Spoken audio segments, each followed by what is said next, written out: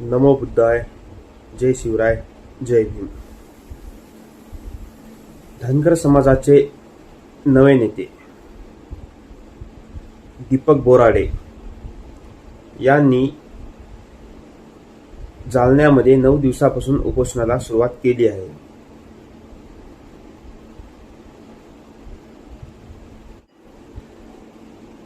ना पडळकर ना लक्ष्मण हाके, धनगर समाजाचे नवीन नेते दीपक बोराडे यांच्या सभेला लाखोंची गर्दी.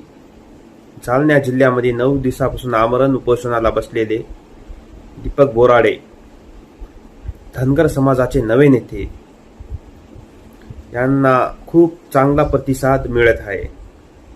एसटी प्रवर्गातून आरक्षणाची मागणी करणारे धनगरांचे नवे नेते दीपक बोराडे यांनी धनगर समाजाला एसटी मधून आरक्षण द्या याची मागणी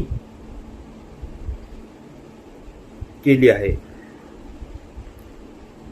या मागणीच्या समर्थनात गुणरत्न सदावर्ते यांनी बी दीपक बोराडेला समर्थन दिले आहे.